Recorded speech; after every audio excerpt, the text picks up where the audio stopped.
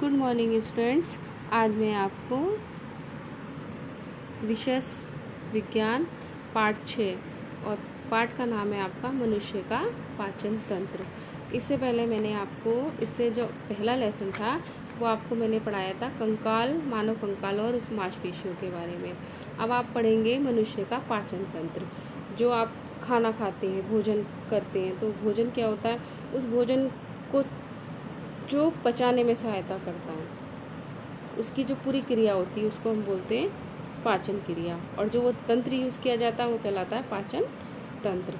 तो जो शरीर में जो मतलब प्राणियों में शारीरिक वृद्धि, ऊतकों की टूट फूट और मरम्मत तथा अन्य आवश्यक जैविक कार्य हेतु ऊर्जा की आवश्यकता होती है, जो उन्हें भोजन में उपस्थित पोषक पदार्थों से प्राप्त होती है। तो ये हमें ऊर्जा कहाँ से मिलती है? भोजन करने से। भोजन में हमारे सभी पोषक तत्व पाए जाते हैं। पोषक तत्व पाए जाते हैं उन तो हम क्या करते हैं, जैसे हम भोजन को चबाते हैं, निगलते हैं, पचाना और अपचित भोजन जो भी कुछ है उसका परित्याग करना, ये सारी क्रियाएं जो होती है वो हमारी पाचन तंत्र के द्वारा पूरी होती है। और पाचन तंत्र के अंतर्गत आहार नाल तथा इससे संबंधित पाचक ग्रंथियाँ आती हैं। आहार नाल जो हमारी होती है वो मुंह से लेकर के गुदा तक फैली हुई होती है और इसमें निम्नलिखित भाग होते हैं, प्रमुख भाग होते हैं। सबसे पहला होता है मुखगुही का बक्कल कैविटी।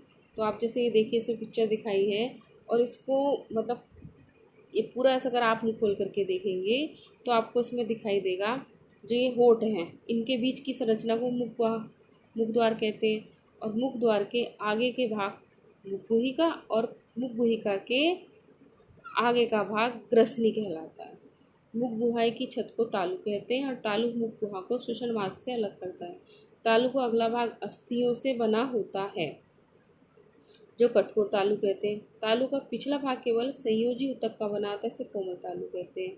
कोमल तालु का पिछला भाग या अधोजीव्या के रूप में मुख गुहा व ग्रसनी के बीच में लटका रहता है।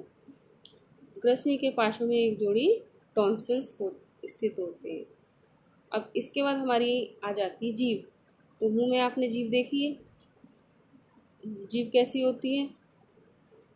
मोटी, मांसल और लचीली। पेशीय जीभ होती है और ये कहाँ पर? मुख में होती है। और इसका जो आगे का भाग है आप बाहर निकालते हैं तो जीभ हमारी ऐसे निकल के बाहर आ जाती है, किसी चीज़ से जुड़ी हुई नहीं है, तो स्वतंत्र होता है। और पिछला भाग जो होता है वो पेशियों द्वारा मुख गुहा के फर्श व जबड़े की अस्थियों से जुड़ा रहता है। और जीभ पर अनेक स्वाद कोशिकाएं होती हैं। आपको भी पता है, जब आप कुछ खाते हो तो खाने से ही आपको पता चलता है ये चीज़ खट्टी है, कड़वी है, मीठी है, नमकीन है, कैसी है। तो वो हमें किससे पता चलता है? हमारे ये स्वाद हमारी जीभ से पता चलते हैं। तो देखिए इसमें ये पिक्चर में उन्होंने दिखाया है जो सबसे आगे वाला पार्ट होता है हमारी जीभ का, सबसे आगे का भाग वो हमें मीठे के बारे में बताता है और जो सबसे पीछे का भाग होता है वो हमें कड़वे के बारे में बताता है। और जो किनारे वाला पार्ट होता है खट्टा, और जो ये आपके जहाँ पर आपका मीठा बताता है उससे थोड़ा सा ऊपर वाला भाग जो होता है वो हमें किसका स्वाद, क्या एहसास कराता है? नमकीन का। और जीभ में लार होती है ना। लार क्या करती है? लार जो मुंह में लार होती है तो वो भोजन को मिलाने, चबाने और निगलने में सहायता करती है। इसके बाद हमारे आ जाते हैं दांत। तो दांत का भी कार्य होता है, आपको पता है, दांत से हम काटते, चीरते, फाड़ते हैं, खाने को चबाते भी हैं। तो मनुष्य के मुंह में कितने दांत पाए जाते हैं? 32। और ये कितने प्रकार के होते हैं? 4 प्रकार के दांत होते हैं। सबसे पहला होता है कृंतक। ये दोनों ऊपर नीचे वाले जबड़े में सामने वाले जो दांत होते हैं वो क्या कहलाते हैं? कृंतक कहलाते हैं। और इनका काम क्या होता है? ये कुतरने और काटने के काम आते हैं। इसके बाद आते हैं रत्नक। ये ऊपर और नीचे वाले जबड़े में दो दो होते हैं और इनके जो शिखर होते हैं, मतलब ऊपर की जो साइड होती है वो नुकीली होती है और ये भोजन को चीरने फाड़ने का काम करते हैं। ये मांसाहारियों में अधिक विकसित होते हैं। इसके बाद तीसरे नंबर के दांत हैं आपके प्रचर्णक। प्रचर्णक क्या होते हैं? इनकी संख्या ऊपरी तथा निचली जबड़े में 4 होती है और ये भोजन को चबाने का कार्य करते हैं। चौथे नंबर के दांत होते हैं हमारे चौर्णक। ये ऊपर नीचे दोनों जबड़ों में कितने कितने होते हैं? 6 होते हैं और इनका ऊपरी भाग अधिक चौड़ा होता है। ये भोजन को पीसने का कार्य करते हैं। जब बच्चे छोटे होते हैं तो आपने सुना होगा, सब कहते हैं दूध के दांत।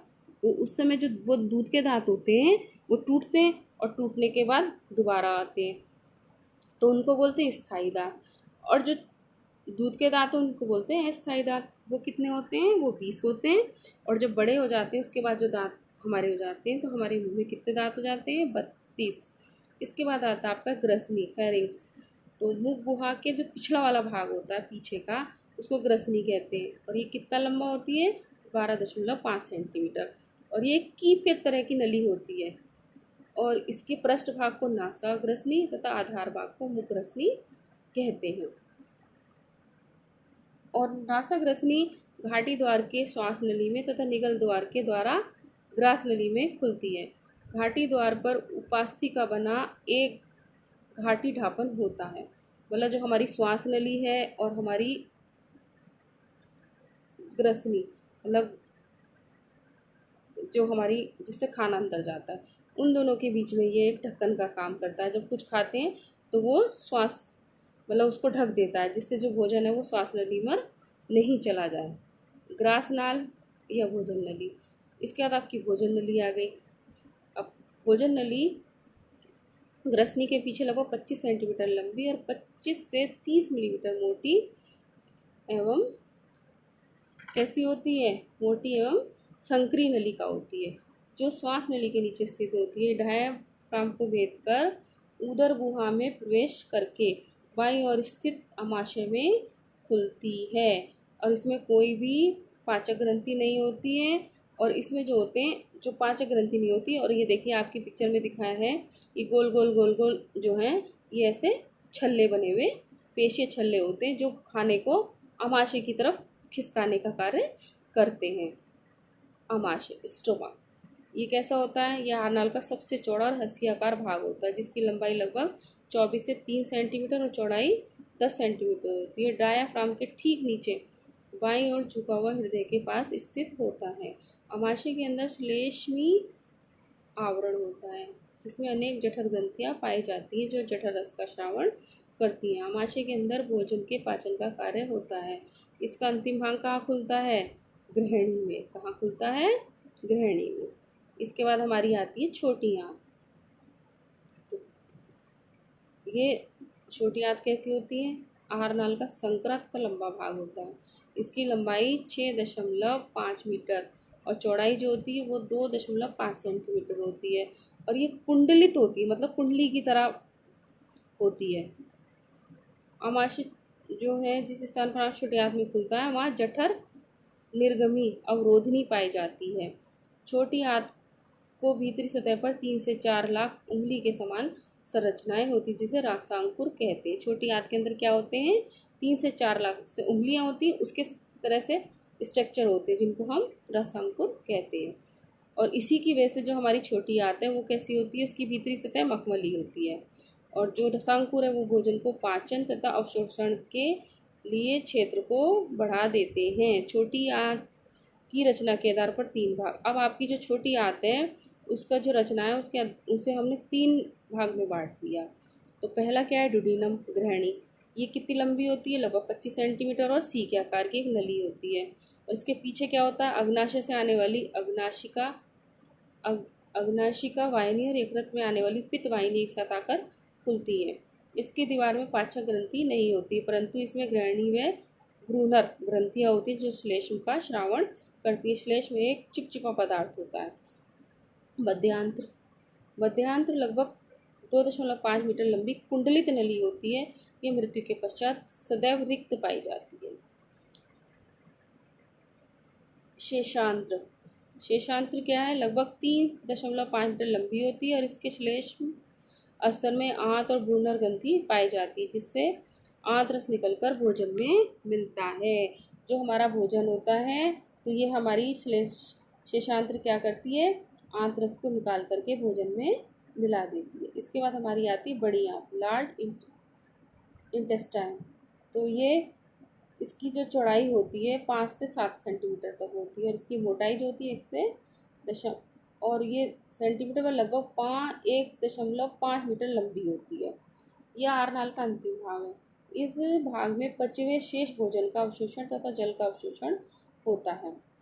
इसमें मतलब जब बड़ी आंत में पहुंच जाता है तो इसमें जो खाना पचने के बाद आ गया, जो खाना मतलब पचा नहीं है वो क्या वो बाहर निकल जाता है। और छोटी आंत और बड़ी आंत के संधि स्थल पर एक शेषांत उंडकोश का पार्ट होता है, जो भोजन को बड़ी आंत से वापस छोटी आंत में जाने से रोकता है।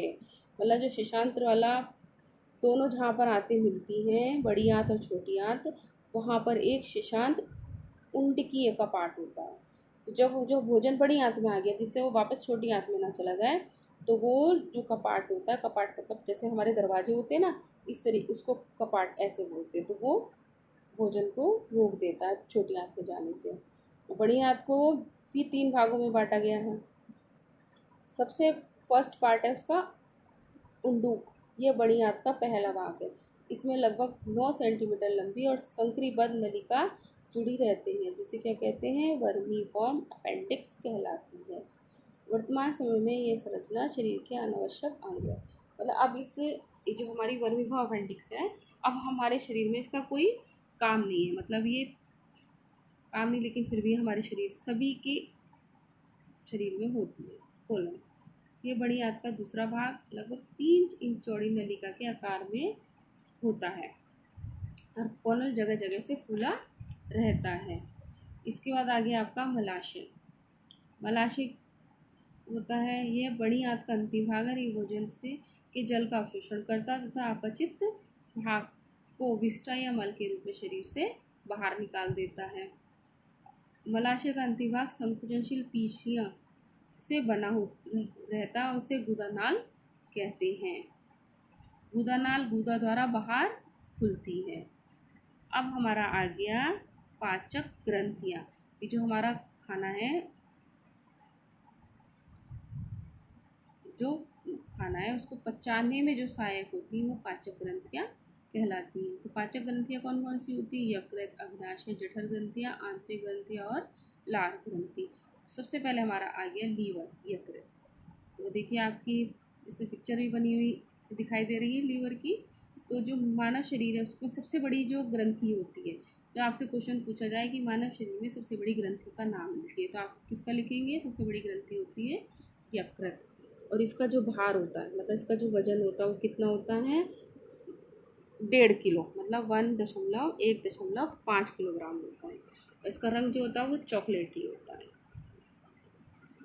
और 15 से 20 सेंटीमीटर आकार तथा द्विपालित होता है। दाई पाली बाई पाली से कुछ बड़ी होती है, मतलब 2 पाली में बटा हुआ होता है। दाई पाली बाई पाली से बड़ी होती है और यकृत के छिछले गड्ढे में एक थैली के समान रचना लटकती रहती है, जिसे पित्ताशय कहते हैं। देखो आपकी ये पिक्चर दी है और यहाँ पर इन्होंने हाईलाइट किया है आपको पित्ताशय। तो ये क्या कहलाता है? पित्ताशय कहलाता है। और पित्ताशय यकृत कोशिकाओं से पित्तरस स्रावित होकर पित्ताशय में एकत्रित होता रहता है और आवश्यकता अनुसार भोजन के पाचन में प्रयुक्त होता रहता है। पित्त में कोई पाचक विकार नहीं होता, फिर भी यह भोजन को पचाने में महत्वपूर्ण भूमिका निभाता है, क्योंकि ये वसा के बड़े अणुओं को छोटे छोटे वसा बिंदुओं के रूप में क्या कर देता है? तोड़ देता है और इस प्रकार ये वसा के पाचन को आसान बनाता है। और लीवर के क्या कार्य हैं? यकृत के कार्य, यकृत कोशिका से पित्त रस का श्रावण होता है। ये वसा के पाचन के लिए आवश्यक है। यकृत कोशिका हिपेरिन नामक पदार्थ का श्रावण करती है, जो रक्त वाहिनियों में रक्त का थक्का बनने से रोकता है। और जब पाचन के बाद रुधिर में आवश्यकता से अधिक ग्लूकोज पहुंचता है, तो यकृत आवश्यकता से अधिक ग्लूकोज को किस में बदल देता है? ग्लाइकोजन में बदल करके संचित कर लेता है, स्टोर कर लेता है। शरीर की आवश्यकता अनुसार प्रोटीन व वसा से ग्लूकोज का निर्माण करता है। यकृत अमाशय रस के अम्लीय प्रभाव को प्रभावहीन करने के लिए पित्त बनाता है और जो भोजन को क्या करता है? भोजन को क्षारीय बनाता है, मतलब एसिडिक। यकृत शरीर के कुल रुधिर का 1/3 भाग रुधिर संचित करता है। इसमें विषैले पदार्थ का विषहरण होता है। यकृत अमोनिया से यूरिया का निर्माण करता है। इसके बाद आ जाता है आपका अग्नाशय। क्या आ जाता है? अग्नाशय। तो ये अग्नाशय क्या होता है, ये यकृत और अमाशय के नीचे सी आकार की ग्रहणी की दोनों भुजाओं के मध्य स्थित मछली के आकार की कोमल गुलाबी रंग की चपटी ग्रंथि होती है। देखिए आपकी पिक्चर में ये दिखाया है, जो बाहर की तरफ पत्ती की आकार की निकल रही है, हरी वाली नहीं, नीचे की तरफ पीले रंग की, ये हमारा क्या है, अग्नाशय है। और ये मिश्रित ग्रंथि है। यकृत के बाद दूसरी सबसे बड़ी ग्रंथि है, यकृत सबसे बड़ी ग्रंथि है और उसके बाद फिर अग्नाशय आती है। और ये दो विभिन्न प्रकार के ग्रंथिल ऊतक भाग होते हैं, जिसमें एक बहिश्रावी भाग होता है जो अग्नाशयी रस को श्रावित करता है। इसमें जगह जगह एक दूसरा अंतःश्रावी भाग एंडोक्राइन पार्ट होता है, जिसे लैंगरहैंस की दीपिकाएं कहते हैं। इनसे क्या किसका श्रावण होता है, हार्मोन्स का, जो कार्बोहाइड्रेट्स उपापचय में भाग लेते हैं। अग्नाशय से अग्नाशयी रस लेकर अग्नाशयिक नलिका ग्रहणी में पहुंचती है। और अग्नाशय के कार्य क्या क्या हैं, अग्नाशय के प्रमुख कार्य हैं, पहला कार्य है अग्नाशयी रस का श्रावण, सिक्रीशन ऑफ पेनक्रियाटिक जूस। अग्नाशय के पिंडकों को कोशिकाओं अग्नाशयी रस स्रावित करती है। इस रस में ट्रिप्सिन, एमाइलेज और लाइपेज नामक एंजाइम होते हैं, और ये एंजाइम क्रमशः कार्बोहाइड्रेट, प्रोटीन और वसा के पाचन में सहायक होते हैं। दूसरा इसका काम है हार्मोन्स का श्रावण। तो हार्मोन्स, सिक्रीशन ऑफ हार्मोन्स, तो अग्नाशय की जो लैंगरहैंस की दीपिकाएं इंसुलिन नामक हार्मोन बनाती हैं, जो ग्लूकोज के उपापचय का नियंत्रण करती हैं। और रुधिर में सामान्य स्तर से अधिक ग्लूकोज होने पर इंसुलिन इन्हें ग्लाइकोजन में बदल देता है। इंसुलिन, अगर ब्लड में ग्लूकोज की मात्रा बढ़ जाती है और मूत्र के साथ ग्लूकोज आने लगता है, तो कौन सी बीमारी हो जाती है, डायबिटीज़, जिसको हम शुगर भी बोल देते हैं, वो बीमारी हो जाती है। इसके बाद आ गई आपकी जठर ग्रंथियाँ। जठर ग्रंथियाँ गैस्ट्रिक ग्लैंड्स, और ये क्या करती हैं, ये ग्रंथियाँ जो जठर ग्रंथियाँ होती हैं पाइलोरिक होती है, फंडिक और कार्डियक। तो ये जठर ग्रंथियाँ होती है मानव के अमाशय की श्लेष्मकला म्यूकस मेम्ब्रेन में उपस्थित होती हैं।